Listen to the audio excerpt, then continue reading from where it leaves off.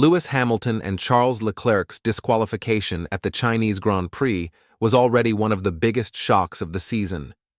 But now, with Ferrari boss Fred Vasseur making a bombshell admission about what happened and what could happen next, the situation has become far more serious. This is no longer just about a single technical infraction. According to Vasseur, we could be entering a new and far more ruthless chapter of Formula One where disqualifications like this become far more common. And if he's right, it changes everything. What Vasseur just revealed isn't just surprising, it's a full-blown warning to the entire grid. He believes more disqualifications are coming this season as teams push their cars to the very limit in a desperate bid to stay competitive in an increasingly crowded field. But it's what he clarified next that really caught everyone's attention.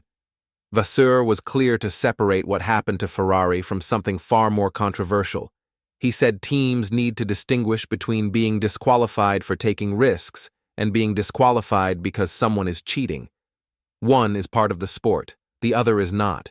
And according to him, what happened to Ferrari falls firmly into the first category. That statement on its own is explosive.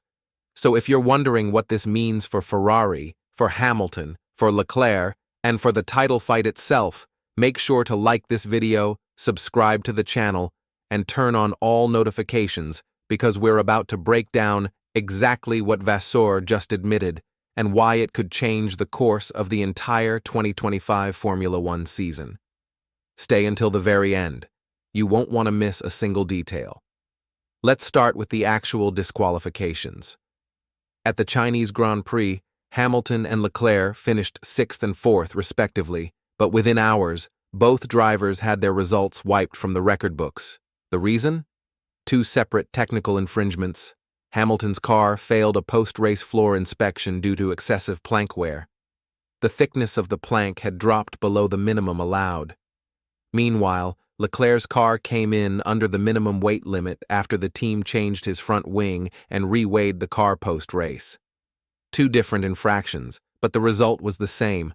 Both drivers disqualified. 0 points, maximum damage. But now we've learned that Vasseur doesn't see this as a freak accident. In fact, he sees it as a symptom of where the sport is heading.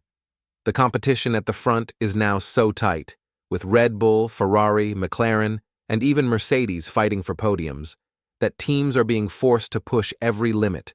Ride height, weight, downforce setups, tire strategies, everything is being pushed to the edge and sometimes beyond. The result? Mistakes, oversights, and yes, disqualifications. What Vasseur admitted is that this type of disqualification might not be rare for much longer. As he put it, when you push yourself to the limit of every technical parameter, it's easy to go just a little bit too far, especially when conditions change mid-race or when unexpected wear starts to show in components you thought were safe. And with such narrow margins, the risk of breaching a regulation, even unintentionally, becomes far more real. But here's the key distinction Vasseur was determined to make. This is not cheating. This is not a team trying to break the rules to gain an unfair advantage. It's a team taking calculated risks within the framework of the regulations and occasionally falling on the wrong side of the line. As Vasseur explained, disqualification for risk is not the same as disqualification for deception, and the danger, in his view, is that the public, and perhaps even rival teams, are too quick to conflate the two.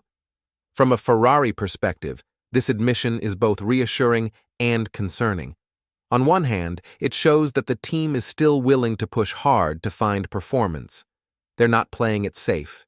They're being aggressive, which is what you need to do if you want to fight for championships. But on the other hand, it reveals just how fine the line is between success and failure, between a points finish and a disqualification. And when you have 2 disqualifications in one race, one for Hamilton, one for Leclerc, it raises uncomfortable questions about whether Ferrari's internal checks and risk assessments are good enough. For Hamilton, this development is massive.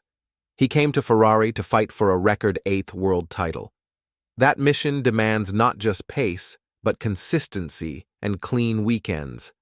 But how can he deliver that if the team's approach is putting him at risk of losing results, even when he drives well?